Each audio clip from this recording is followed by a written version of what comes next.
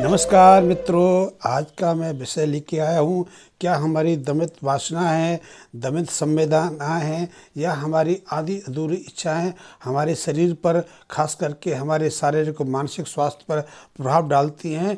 तो ये बिल्कुल सच है कि हमारी जो वासनाएं होती हैं, इच्छाएं होती हैं, जो संवेदनाएं होती हैं, जो अनुभूतियाँ होती हैं और जो अनुभूतियाँ दबी रह जाती हैं या जिनको प्रकट नहीं कर पाते या हम अपने जीवन में इसको प्राप्त नहीं कर पाते, वो निश्चित हमारे मानसिक स्वास्थ्य के साथ हमारे शारीरिक स्वास्थ्य को प्रभावित करती हैं।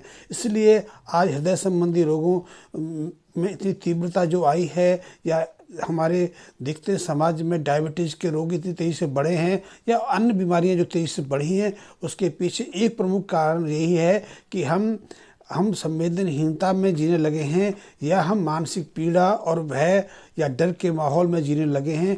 इनका हमारे शरीर पर बहुत गहरा प्रभाव पड़ता है और इसके कारण कई तरह की शारीरिक व्याधियां पैदा हो जाती हैं या शारीरिक व्याधियां अनायास जटिल रूप धारण कर लेती हैं, वो ठीक नहीं होती और पर्याप्त उपचार करने के बावजूद भी व्यक्ति अपने को स्वस्थ अनुभव नहीं कर पाता। तो निश्चित रूप से हमारी दमित भावनाओं का हमारे स्वास्थ्य पर प्रभाव पड़ता है और ख़ास करके हमारे हृदय पर, हमारे जो मस्तिष्क की क्रियाएं हैं, हमारे जो फेफड़े हैं, हमारी जो किडनी है, सारे शरीर पर इनका प्रभाव पड़ता है। हमारे शरीर की जो बायोलॉजिकल एक्टिविटीज़ हैं, जो मेटाबॉलिक रिएक्शंस हैं, वो सब डिस्टर्ब होते हैं और इसके कारण हम जटिल और लंबी बीमारियों का शिकार हो जाते हैं। जैसा कि आप जानते हैं कि हमारा मस्तिष्क हमारे शरीर का प्रमुख नियंत्रक है। यही हमारे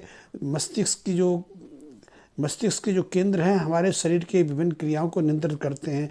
इसी से हमारी भूख प्यास की प्रवृत्ति नियंत्रित होती है। हम मलमूत्र का जो त्याग करते हैं वो भी एक तरह से मस्तिष्क के अंतर्गत आता है। हमारे चलने फिरने, उठने बैठने, बोलने चालने, सारे जो तर्क वितर्क के जितने भी कार्य हैं हमारे मस्तिष्क द्वारा निर्भर होते हैं। लेकिन मस्तिष्क हमारी संवेदनाओं से कम पीड़ित होता है या उथला पीड़ित होता है। हमारी भावनाओं का, हमारी अनुभूति का, हमारी संवेदनाओं का एक केंद्र और होता है, जो केंद्र होता है हमारे छाती के मध्य में, हृदय के आसपास।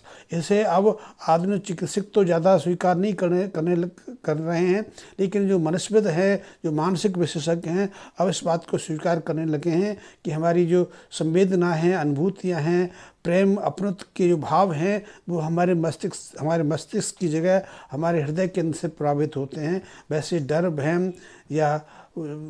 भयम की प्रवृत्ति जो है हमारे, या हम अनायास कोई शौक की स्थिति अनुभव करते हैं तो उसका सीधा प्रभाव हमारे नाभि के केंद्र होता है। तो जब हम प्रतिकूल संवेदना में जीते हैं, हम अपनी भावनाओं को दबा लेते हैं, हमारी इच्छाएं दमित रहती है या हम डरे सहमे रहते हैं, हमारे जीवन में कुछ प्रतिकूल स्थितियां पैदा हो जाती हैं, जैसे कि किसी व्यक्ति की नौकरी चली जाए या अनायास किसी पुलिस केस में फंस जाए या जीवन साथी साथ छोड़ जाए, तलाक की स्थिति बन जाए या किसी एक साथी की अनायास मृत्यु हो जाए। तो इन सब कारणों से उसके मस्तिष्क पर जो आघात लगता है, तो मस्तिष्क के आघात से तो वो डिप्रेशन में जाता है। लेकिन यदि हृदय उसको सही रूप से ना स्वीकार कर पाए तो ऐसे लोग अंततः हृदय के रोगी बन जाते हैं और फिर इन्हें आगे चलकर कई तरह की गंभीर और जटिल समस्याओं का सामना करना पड़ता है।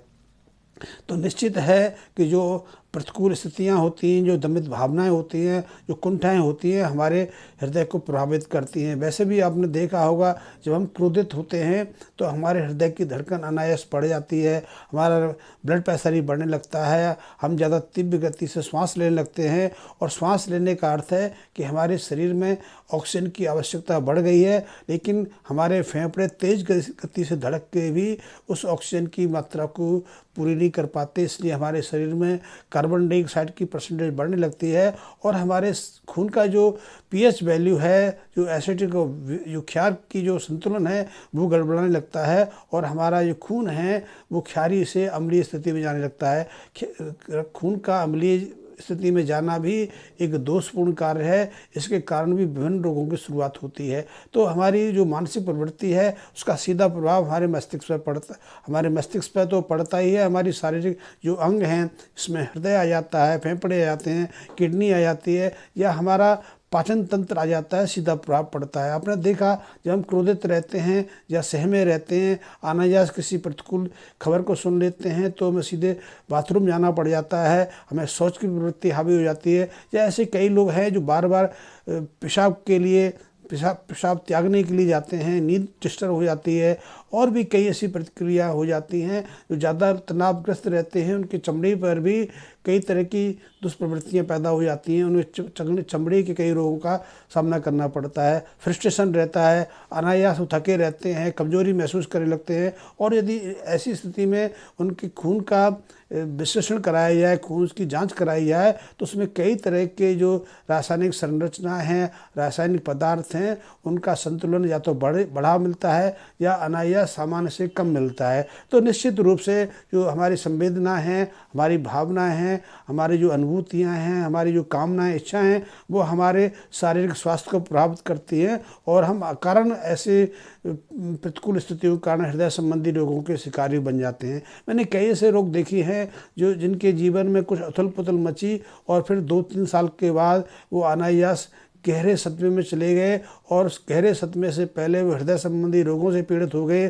कईयों को अकारण हार्ट अटैक का सामना करना पड़ा, कई लोगों को ब्रेन स्ट्रोक का सामना करना पड़ा, और ब्रेन स्ट्रोक के कारण अपने जीवन तक गंवाना पड़ गया। कई लोग ऐसी स्थिति में बाईपास सर्जरी करा लेते हैं या स्टेंट डलवाने की स्थिति में बन जाते हैं। लेकिन यदि हम अपनी ऐसी जो प्रतिकूल मनोस्थिति है, प्रतिकूल संवेदनाओं के अवसर को सुधार लें, हम अपने को सामान्य स्थिति में ले आएँ, मानसिक रूप से अपने को संतुलित कर लें, तो निश्चित ही ऐसी गंभीर स्थितियों से अपने को बचा सकते हैं, और हमें हृदय संबंधी रोगों का सामना भी नहीं करना पड़ सकता। यदि हमारा हृदय असमान व्यवहार करने लगा है, हृदय की धड़कनें अनियमित हो गई हैं, या हृदय पूरी तरह से रक्त वाहिनियों में नहीं पहुंचा पा रहा है, या हमारा बीपी ब्लड प्रेशर साधारण से काफ़ी ज़्यादा बढ़ गया है, तो निश्चित रूप से हम उसे सामान्य स्तर पर ला सकते हैं। इसके लिए करना क्या है, तो इसके लिए बहुत सारी दवाएं तो उपलब्ध हैं, लेकिन मैं ऐसी दवाओं को कभी सजेस्ट नहीं करता, क्योंकि ऐसी दवाओं का सेवन करने से आपके शरीर पर कई तरह के दुष्प्रभाव होते हैं, और फिर अनायास आप स्थायी रूप से हृदय संबंधी रोगों के साथ दूसरे रोगों का शिकार भी हो जाते हैं। फिर आपके जीवन काल है 2-4-5 साल से ज़्यादा नहीं रहता, क्योंकि जितने लोग दवाइयाँ लेते हैं, जितने लोग जो हेल्थ विशेषज्ञों से कंसल्ट करते हैं, स्पेशलिस्ट की सेवा लेते हैं, उनका जीवन काल अनायास कई साल घट जाता है। कभी कभी तो ऐसे जीवन काल में 10 से 15 साल की गिरावट आती है। यदि वो 70 साल जी सकते थे, तो ऐसी प्रतिकूल स्थितियों के बाद वो 60 साल का जीना भी मुश्किल हो जाता है उनके लिए। उनको कई तरह की अन्य परेशानियों का सामना करना पड़ता है। तो आप ऐसी जो प्रतिकूल स्थितियां हैं, आप यदि प्रतिकूल स्थिति में फंस गए हैं और आपको हृदय संबंधी रोग हो गया है या दूसरे रोगों का सामना करना पड़ रहा है, आप फ्रस्ट्रेशन के शिकार हो गए हैं, तो इसके लिए सबसे अच्छा उपचार है कि एक तो आप ध्यान का अभ्यास करने लग जाएं। ध्यान और मेडिटेशन पर मैंने कई बार पहले भी कहा है, मेडिटेशन सिर्फ कंसंट्रेशन है, ध्यान को एकाग्र करने की प्रक्रिया है। लेकिन ध्यान एक अवस्था है जो घटित होती है जब आप समान रूप से श्वास लेते हैं, शरीर को शिथिल कर लेते हैं, श्वास को शिथिल कर लेते हैं और मन को एकाग्र कर लेते हैं, मन में उठने वाले जो विचार हैं उनको नियंत्रित कर लेते हैं। तो कहीं आप ध्यान की अवस्था में प्रवेश कर पाते हैं। फिर वो एक ऐसी अवस्था होती है जो आपको आनंद देती है, संतुष्टि देती है, और आपकी जो शारीरिक क्रियाएं हैं वो सामान्य प्राकृतिक स्थिति में बनी रहती हैं। इसके कारण आपके जो शारीरिक तरल हैं उनमें भी समतुल्य आ जाता है, और जो आपकी जो आंतरिक ग्रंथियां हैं, चाहे वो किडनी हो, चाहे वो लीवर हो, चाहे वो पेंक्रियास हो, चाहे कोई भी हो, या फिर अंतरस्रावी ग्रंथियाँ हो जिन्हें हम एंडोक्राइन ग्लैंड्स कहते हैं, वो सामान्य स्थिति में काम करते हैं और वो आपके शरीर में रोगों को एक तो प्रकट होने से रोकते हैं, दूसरे वो आपको स्वस्थ रखते हैं। दूसरा, यदि आप सामान्य प्रवृत्ति से जीवन यापन करते हैं तो आपका जो मस्तिष्क है, और मस्तिष्क का एक और भाग होता है जिसे हम मेरुरज्जु कहते हैं, स्पाइनल कॉर्ड कहते हैं, क्योंकि स्पाइनल कॉर्ड में स्वायत्त नर्वस सिस्टम रहता है जो स्वेच्छा से अपने डिसीजन लेता है, स्वेच्छा से हमारी शारीरिक गतिविधियों को नियंत्रित करता है। इस जो ऑटोनमस नर्वस सिस्टम है, जिसके स्वायत्त तंत्र का तंत्र कहते हैं, इसके भी 2 भाग होते हैं। एक भाग क्रियाओं को बढ़ाता है, दूसरा भाग उन क्रियाओं को संतुलित करने के लिए, कम करने के लिए उसको रिवर्स देता है। तो एक होता है इसका सिंपैथेटिक नर्वस सिस्टम, दूसरा इसका भाग होता है पैरासिम्पैथेटिक नर्वस सिस्टम। ये दोनों जो नर्वस सिस्टम के भाग हैं एक दूसरे के विपरीत कार्य करते हैं, और जब आप संतुलन अवस्था में रहते हैं तो ये दोनों अंग भी संतुलित अवस्था में रहते हैं। तो यदि आप अपनी भावनाओं को कंट्रोल कर लेते हैं, और यदि आपका मस्तिष्क सामान्य है, प्रतिकूल स्थितियां पैदा नहीं होने देते, तो ये जो ऑटोनोमस नर्वस सिस्टम है हमें सामान्य स्वस्थ स्थिति में रख पाता है। तो इनको सामान्य रखने के लिए आप ध्यान का अभ्यास कर सकते हैं। ध्यान से आपका जो ऑटोनोमस नर्वस सिस्टम है वो सामान्य स्थिति में रहता है, आपके हृदय, फेफड़े और दूसरे अंग हैं सामान्य स्थिति में कार्य करते रहते हैं। आप ध्यान से पहले, क्योंकि ध्यान में सीधे सीधे तो आप जा नहीं सकते, ध्यान के लिए तो पूर्व तैयारी करनी पड़ती है। आपको श्वास नियंत्रित करना पड़ता है, आपको मन के विचारों को थामना पड़ता है, आपको अपनी भावनाओं पर नियंत्रण करना पड़ता है। तो उसके लिए आप प्राणायाम का अभ्यास कर सकते हैं। प्राणायाम में कई प्रवृत्तियां हैं। आप इसके लिए कपालभाति का अभ्यास कर सकते हैं। कपालभाति यथार्थतः प्राणायाम क्रियाओं के अंतर्गत नहीं आता है, लेकिन फिर भी हम कपालभाति का प्रयोग ऐसे प्राणायाम के रूप में ही करते हैं। प्राणायाम से आपकी कुंठाएं, निराशाएं, जो नेगेटिव भाव आपके मस्तिष्क में जब दम गए हैं या प्रतिकूल स्थितियों ने मस्तिष्क पर नियंत्रण पा लिया है, तो उनसे बाहर उबरने में बहुत मदद लगती है। क्योंकि कपालभाति के नियमित अभ्यास से आप कुंठाओं को, आप अपनी इच्छाओं से जो नकारात्मक भाव आपके अंदर पैदा हो गए उनसे बाहर आ जाते हैं। कपालभाति प्राणायाम की जगह आप भ्रष्टिका प्राणायाम का अभ्यास ले सकते हैं। भ्रष्टिका प्राणायाम से मस्तिष्क के साथ साथ आपके हृदय केंद्र पर और नाभि पर भी गहरा प्रभाव पड़ता है, और वो भी संतुलन अवस्था में आ जाते हैं। तो आप इनका प्रभाव कर सकते हैं। आप इनके अलावा जो आपको अच्छी रुचिकर गंध लगती हैं उनका प्रयोग कर सकते हैं। इसीलिए गंधों का, इसीलिए धूप अगरबत्ती का आविष्कार किया गया कि व्यक्ति को मानसिक रूप से संतुलित अवस्था में रखा जाए।